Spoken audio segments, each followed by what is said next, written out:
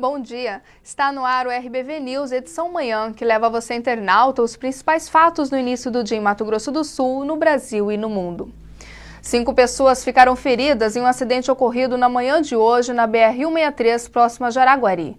O condutor do veículo, identificado como Fábio Aparecido da Mota Pereira, de 36 anos, capotou ao bater no pneu dianteiro de um caminhão Scania, carregado com 37 toneladas de óleo de soja.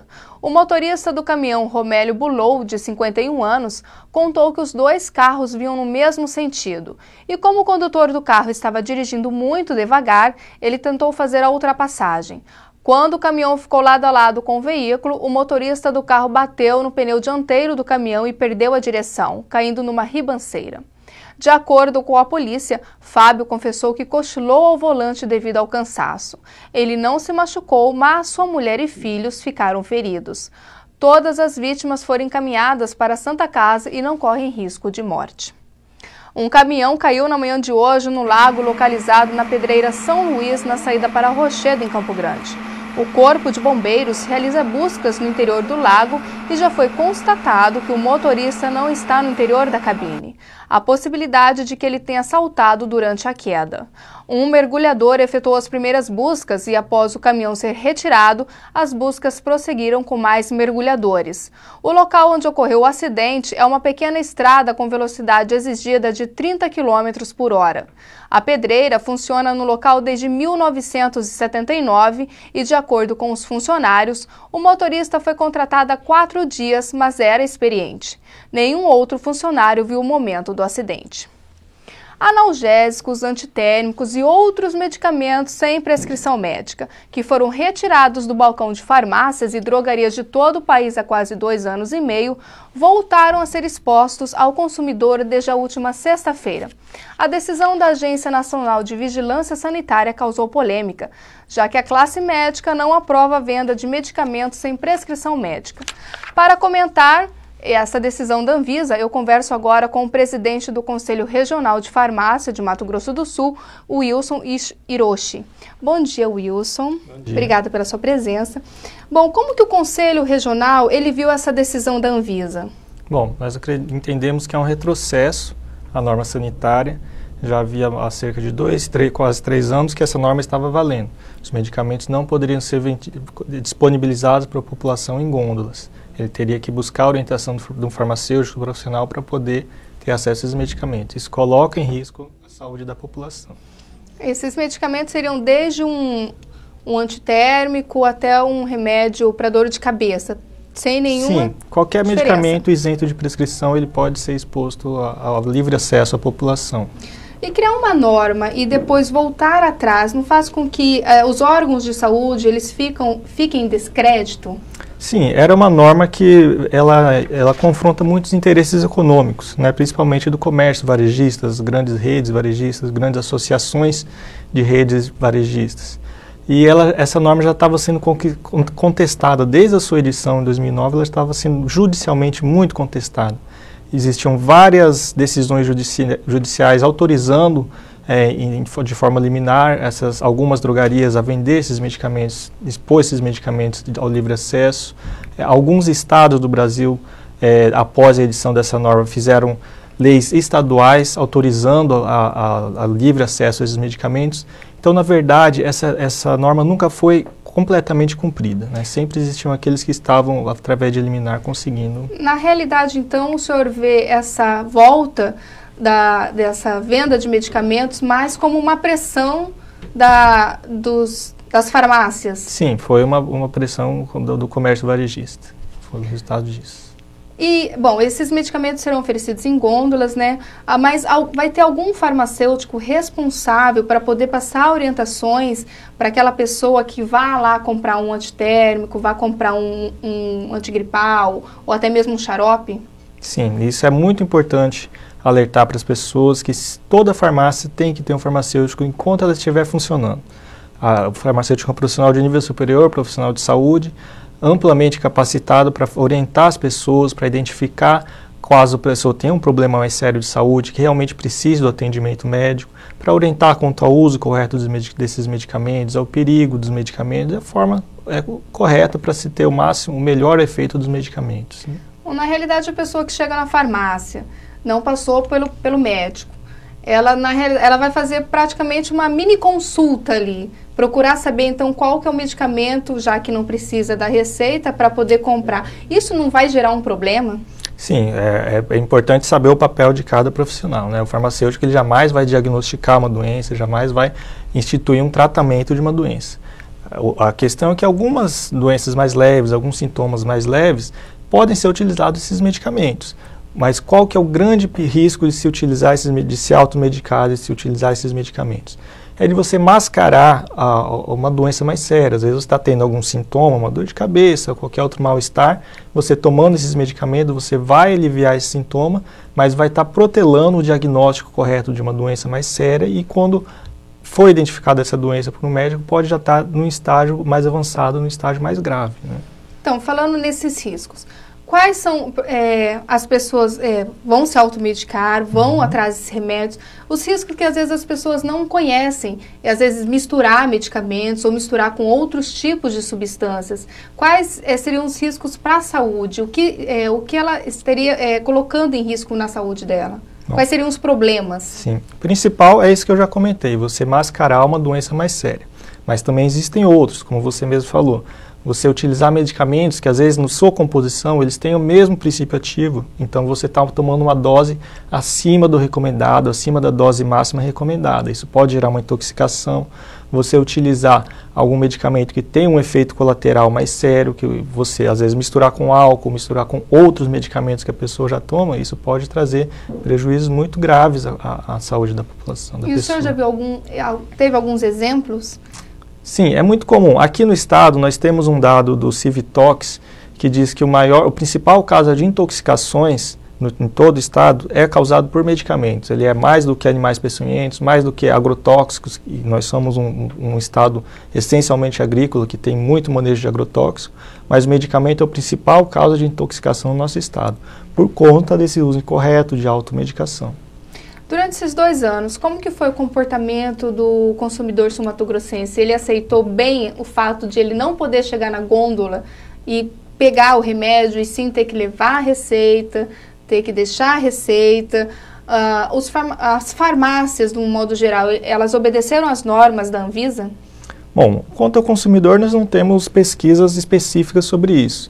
Mas quanto à questão, nunca foi necessário a receita. Ele não poderia se pegar por conta própria aquele medicamento, teria que pedir para um funcionário, para um farmacêutico. Conversando com colegas que são proprietários de drogaria, eles disseram que houve sim uma diminuição sensível na venda desses medicamentos, após eles serem retirados das gôndolas, colocados atrás do balcão. E com relação ao risco disso daí, é que a população ela precisava pedir uma orientação profissional para que ela pudesse utilizar esse medicamento corretamente. Né? No caso, foi dito também que agora o Tamiflu, né, ele não precisa mais da retenção da receita. Isso gera que tipo de problema? Principalmente agora que a gente está com esse problema da gripe, que todo mundo ficou meio apavorado da H1N1. Isso não geraria, assim, um problema sério de automedicação com esse remédio e não poderia mascarar outro tipo de doença? Com relação ao Tamiflu, ela só foi mudada, a norma está um pouco menos rígida. Antigamente era necessário a retenção da receita na farmácia para posterior conferência pela vigilância sanitária. Agora, ainda é exigido a apresentação da receita, da prescrição médica, mas ela não tem necessidade de se reter. A receita não tem que mais ser retida pela farmácia. Isso dificulta um pouco a fiscalização. Agora, a gente tem que contar também com a consciência da população de que esse é um dos únicos medicamentos para se tratar a gripe. Né? Existe a vacina, que é a prevenção, mas o tratamento para a pessoa que já está com a gripe, com o vírus da influenza, só tem esse medicamento Tamiflu e mais um. Se ele for utilizado de forma correta, é um medicamento que desenvolve uma resistência muito fácil, o vírus da influenza desenvolve uma resistência a esse medicamento. Ele ficando resistente a esse medicamento, não temos muitas outras opções. Então, esse é o principal problema de se utilizar ele de forma indiscriminada.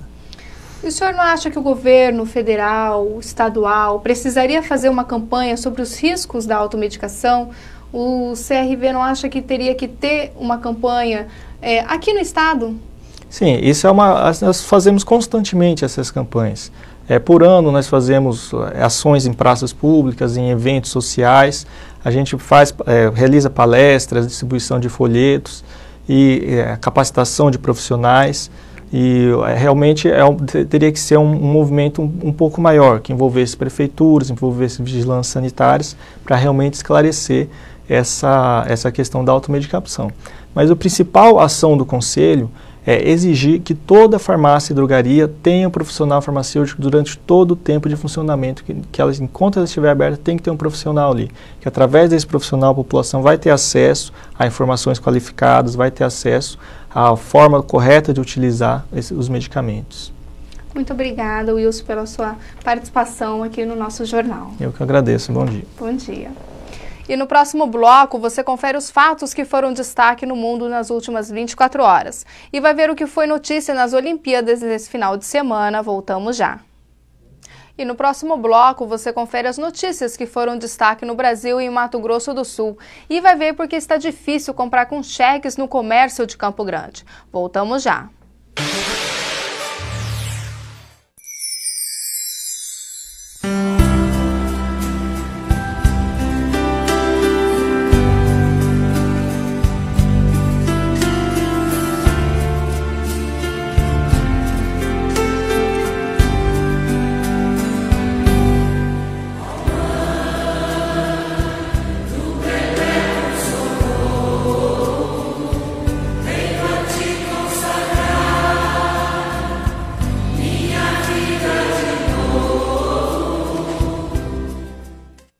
Atenção! Se você procura qualidade e tecnologia em alta definição, LEDs, mídia de alta definição, 3305-5040.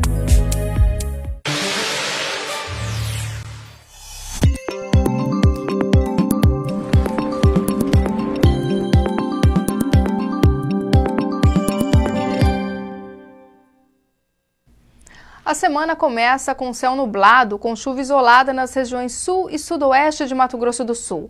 A segunda-feira será de céu claro, passando a parcialmente nublado, com baixa umidade relativa do ar do norte e nordeste do estado. Nas demais áreas, o dia segue com sol e aumento de nuvens no decorrer do período. As temperaturas estão em ligeiro declínio e ficam entre a mínima de 14 graus e a máxima de 33. Para Campo Grande, a previsão é de que o dia comece parcialmente nublado, com períodos de nublado. As temperaturas estão em ligeiro declínio e oscilam entre a mínima de 16 graus e a máxima de 30. Confira a previsão para as 5 capitais do país.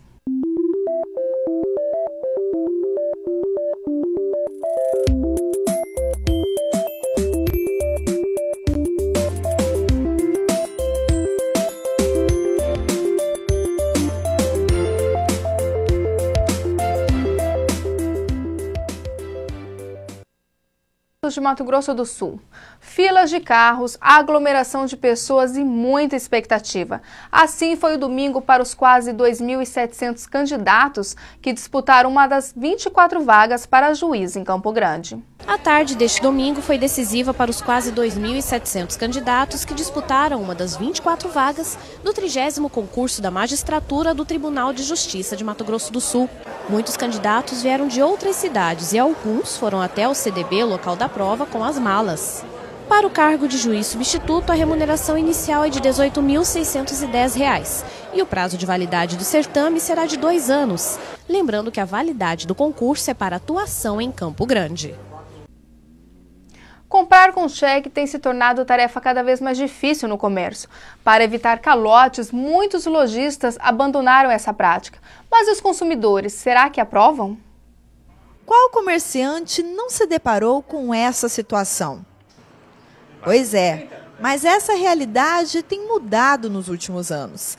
É o que mostra uma pesquisa realizada pelo Serviço Central de Proteção ao Crédito. A pesquisa mostra que houve uma queda de quase 11% no recebimento de cheques no comércio de Campo Grande neste primeiro semestre. Ainda de acordo com a pesquisa, houve um acréscimo na utilização dos cartões de crédito, o que confirma os comerciantes. Hoje está muito mais fácil ter cartão de crédito. Qualquer pessoa pode, desde a pessoa de baixa renda, como um aposentado, todo mundo tem cartão de crédito. É muito mais fácil você trabalhar com cartão do que trabalhar com cheque. Então, por essa razão, a gente aceita muito mais os cartões, que hoje a gente tem várias operadoras, e a gente trabalha mais com cartão do que com cheque. Mesmo com a queda na utilização dos cheques no comércio, dados do Banco Central do Brasil mostram que nos últimos 12 meses, o índice no país de cheques sem fundo foi de quase 5%. Na região centro-oeste, de quase 10%. Este aumento mostra que o consumidor se endividou, ampliou seu comprometimento de renda. Isso segundo o levantamento. A proporção que as pessoas foram se endividando com o cartão começaram a utilizar o cheque.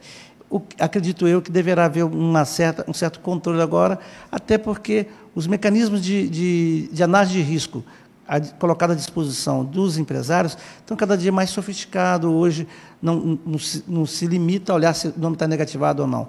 Olha também o credit score. E o credit score é um histórico de atuação. Aí envolve várias variáveis, entre outras o cheque e a renda e o próprio endividamento do consumidor. Para que não haja problemas para os comerciantes nem para os clientes, seguem algumas dicas. Tem do lado do lojista o cuidado na análise em si, como qualquer outra forma de financiamento. E na parte do consumidor, aquele cuidado que tem tido de orientado sobre a adequada administração do orçamento doméstico. O esporte foi implementado há quase um ano aqui em Campo Grande e já virou uma febre entre os jovens adeptos de atividades ao ar livre. O beach tênis tem feito tanto sucesso que os campeonatos viraram rotina nas areias do Belmar Fidalgo. O esporte é praticado em quadra de areia, pode ser disputado individualmente ou em dupla. O objetivo de cada jogador é devolver a bola recebida sem tocar no chão e com apenas uma raquetada para o campo adversário. O beach tênis chegou no Brasil em 2008 e hoje já existem mais de 1 milhão de praticantes espalhados pelo mundo. E é com o objetivo de fomentar esse esporte que a Fundação Municipal de Esporte disponibiliza aulas gratuitas para a população. E há uns 3, 4 anos ela chegou ao Brasil. O ano passado a gente trouxe ela para Campo Grande e é o local onde se pratica no Mato Grosso do Sul por enquanto. Já temos campeonatos brasileiros, cerca de 150 duplas participam normalmente desses campeonatos brasileiros. Raíssa é a atleta mais jovem, tem 10 anos. A menina foi incentivada por uma tia que também pratica o esporte. Minha tia começou a me trazer no começo do ano, aí eu gostei e comecei a fazer e trouxe meus amigos. Aí eles gostaram também, aí de vez em quando eles vêm comigo também. Gabriela, de 11 anos, treina há quase um ano e já faz planos para o futuro. No futuro eu posso já ir para outros países jogar. Isso que é o bom de jogar. Aí já evolui assim no beach tênis, eu gosto. Mas se engana quem pensa que as aulas não passam de uma brincadeira. Hoje o projeto reúne cerca de 100 pessoas que participam com frequência de torneios. O Leonardo representou o Campo Grande em Santos, São Paulo. Jogando aqui a gente não sabia como era o nível do pessoal de lá. E a gente conseguiu ficar numa colocação muito boa, 8º lugar, para quem nunca é um esporte novo aqui no estado. E foi uma experiência muito boa. Agora, dos próximos campeonatos, a gente tem uma noção para estar melhorando e estar treinando para poder chegar no nível deles lá. O torneio do último fim de semana reuniu 12 duplas femininas e 8 masculinas, a maioria iniciantes. É através desses jogos que a Fundação descobre os talentos aqui da cidade. O diretor de Esporte e Lazer do Estado fala dos projetos que a Fundação oferece para a população. O beach tênis hoje é uma modalidade que tem aí praticamente mais de 100 praticantes já, é um sucesso já hoje. O vôlei de praia, que é outra modalidade que nós estamos agora trabalhando no sentido de fomentar também a questão das categorias de base. Temos o futevôlei, que é outra modalidade que está crescendo muito na nossa capital. Isso aí é o objetivo da FUNESP, de fomentar a prática das modalidades, principalmente essas modalidades que a gente considera como jogos de areia. E o RBV News edição manhã termina aqui. Mais informações você confere às 6 da tarde. Tenha um bom dia.